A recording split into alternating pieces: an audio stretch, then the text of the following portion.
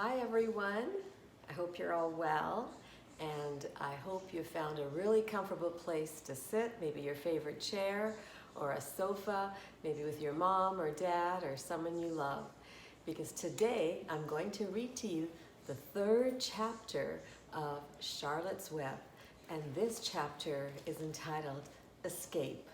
Enjoy.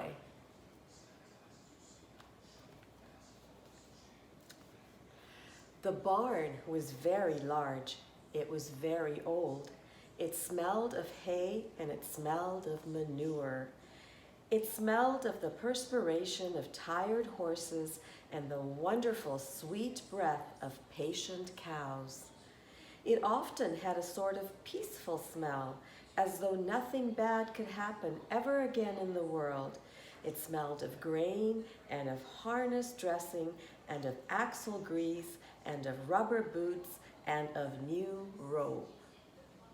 And whenever the cat was given a fish head to eat, the barn would smell of fish. But mostly it smelled of hay, for there was always hay in the great loft up overhead. And there was always hay being pitched down to the cows and the horses and the sheep. The barn was pleasantly warm in winter when the animals spend most of their time indoors, and it was pleasantly cool in summer when the big doors stood wide open to the breeze.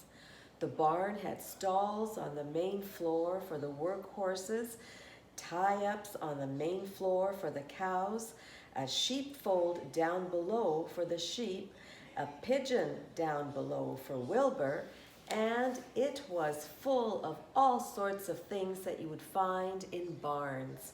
Ladders, grindstones, pitchforks, monkey wrenches, lawn mowers, snow shovels, axe handles, milk pails, water buckets, empty grain sacks, and rusty rat traps. It was the kind of barn that swallows like to build their nests in. It was the kind of barn that children like to play in. And the whole thing was owned by Fern's uncle, Mr. Homer L. Zuckerman. Wilbur's new home was in the lower part of the barn, directly underneath the cows. Mr. Zuckerman knew that a manure pile is a good place to keep a young pig. Pigs need warmth, and it was warm and comfortable down there in the barn cellar on the south side.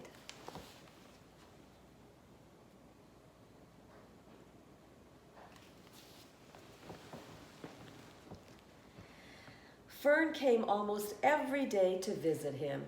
She found an old milking stool that had been discarded, and she placed the stool in the sheepfold next to Wilbur's pen. Here she sat quietly during the long afternoons, thinking and listening and watching Wilbur. The sheep soon got to know her and trust her. So did the geese who lived with the sheep. All the animals trusted her. She was so quiet and friendly. Mr. Zuckerman did not allow her to take Wilbur out, and he did not allow her to get into the pig pen. But he told Fern that she could sit on the stool and watch Wilbur as long as she wanted to. It made her happy just to be near the pig, and it made Wilbur happy to know that she was sitting there right outside his pen. But he never had any fun. No walks, no rides, no swims. One afternoon in June, when Wilbur was almost 2 months old, he wandered out into his small yard outside the barn. Fern had not arrived for her usual visit. Wilbur stood in the sun, feeling lonely and bored. There's never anything to do around here, he thought. He walked slowly to his food trough and sniffed to see if anything had been overlooked at lunch. He found a small strip of potato skin and ate it. His back itched, so he leaned against the fence and rubbed against the boards. When he tired of this, he walked indoors, climbed to the top of the manure pile, and sat down. He didn't feel like going to sleep. He didn't feel like digging. He was tired of standing still, tired of lying down. I'm less than 2 months old, and I'm tired of living, he said. He walked out to the yard again. When I'm out here, he said, there's no place to go but in. When I'm indoors, there's no place to go but out in the yard. That's where you're wrong, my friend, said a voice. Wilbur looked through the fence and saw the goose standing there. You don't have to stay in the dirty little yard, said the goose, who talked rather fast. One of the boards is loose. Push on it, push, push, push on it, and come on out. What, said Wilbur? Say it slower. At the risk of repeating myself, said the goose, I suggest that you come on out. It's wonderful out here. Did you say a board was loose? That I did, said the goose. Wilbur walked up to the fence and saw that the goose was right. One board was loose. He put his head down, shut his eyes, and pushed. The board gave way. In a minute, he had squeezed through the fence and was standing in the long grass outside his yard. The goose chuckled. How does it feel to be free, she asked. I like it, said Wilbur. That is, I guess I like it. Actually, Wilbur felt queer to be outside his fence with nothing between him and the big world. Where do you think I'd better go? Anywhere you like, said the goose. Go down through the orchard, root up the sod. Go down through the garden, dig up the radishes.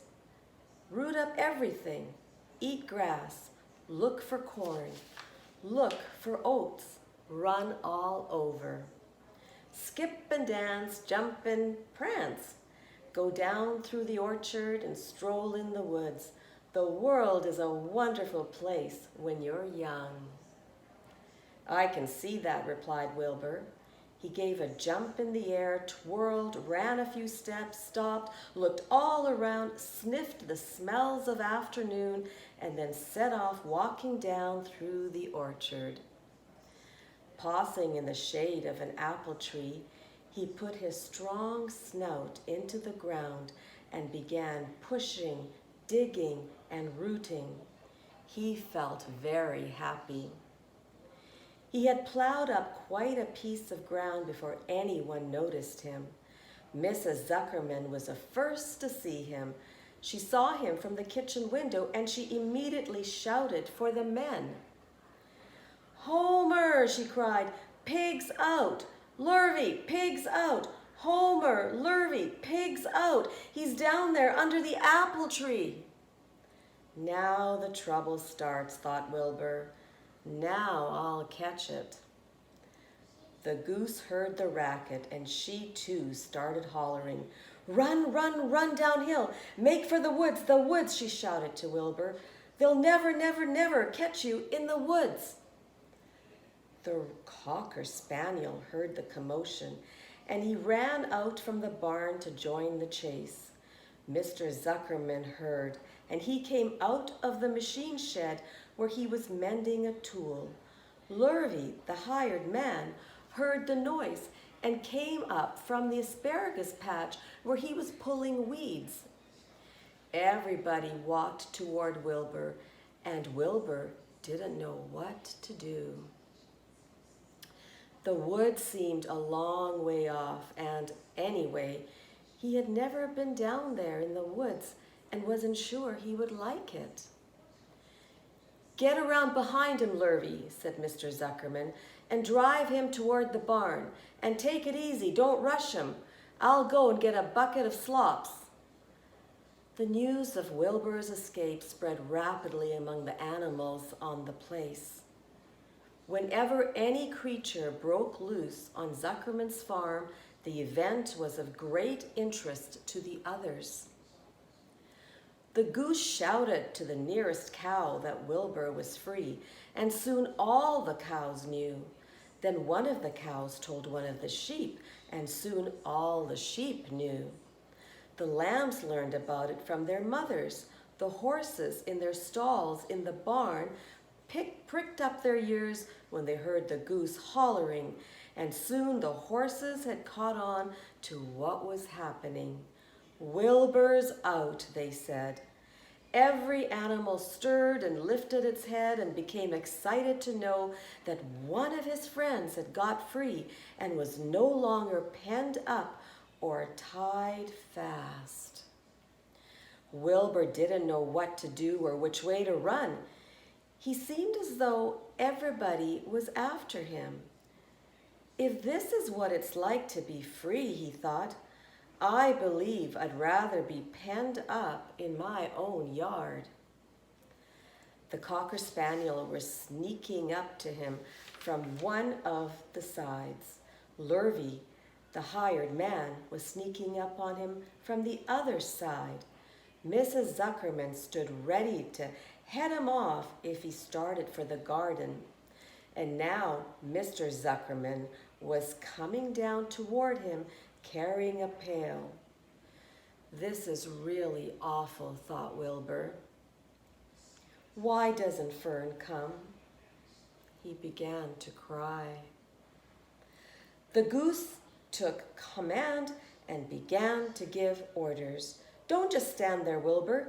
Dodge about, cried the goose. Skip around, run toward me, slip in and out, in and out, in and out. Make for the woods, twist and turn. The Cocker Spaniel sprang from Wilbur's hind leg. Wilbur jumped and ran. Lurvy reached out and grabbed Mrs. Zuckerman, screamed at Lurvy. The goose cheered for Wilbur. Wilbur dodged between Lurvy's legs. Lurvy missed. Wilbur and grabbed the spaniel instead. Nicely done, cried the goose. Try it again. Run downhill, suggested the cows. Run toward me, yelled the gander. Run uphill, cried the sheep. Turn and twist, honked the goose. Jump and dance, said the rooster.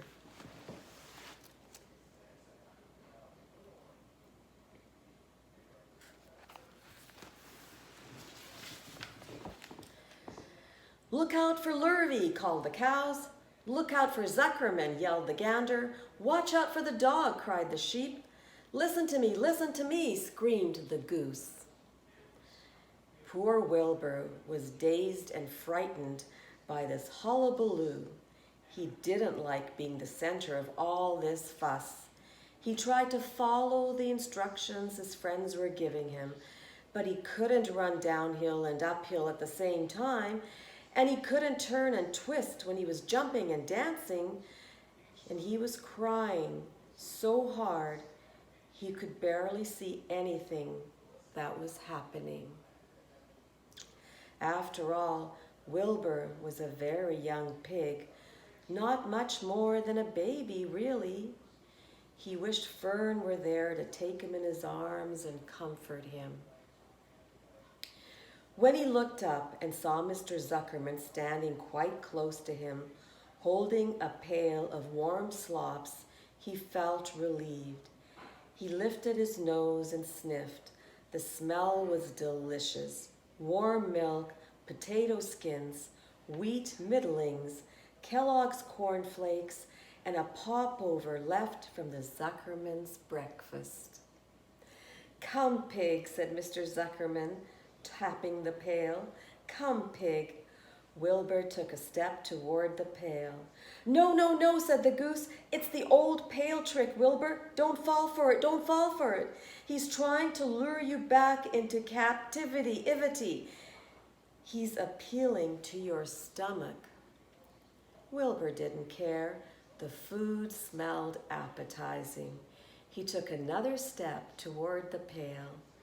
"Pig, pig," said Mr. Zuckerman in a kind voice, and began walking slowly toward the barnyard, looking all about him innocently, as if he didn't know that a little white pig was following along behind him.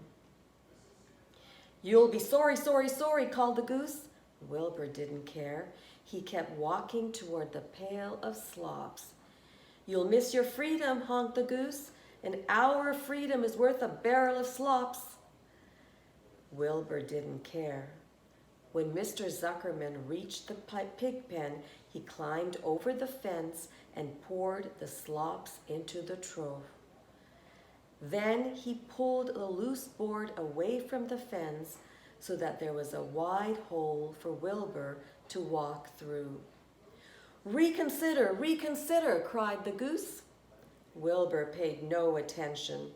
He stepped through the fence into his yard. He walked to the trough and took a long drink of slops, sucking in the milk hungrily and chewing the pop over. It was good to be home again. While Wilbur ate, Lurvy fetched a hammer and some 8-penny nails and nailed the board in place. Then he and Mr. Zuckerman leaned lazily on the fence, and Mr. Zuckerman scratched Wilbur's back with a stick. "He's quite a pig," said Lurvy. "Yes, he'll make a good pig," said Mr. Zuckerman. Wilbur heard the voice of praise. He felt the warm milk inside his stomach. He felt the pleasant rubbing of the stick along his itchy back. He felt peaceful and happy and sleepy. This had been a tiring afternoon. It was still only about 4 o'clock, but Wilbur was ready for bed. "I'm really too young to go out into the world alone," he thought as he lay down. Next time, I'm going to read to you Chapter 4 of Charlotte's Web. I hope you enjoyed it. Have a great day. Love you.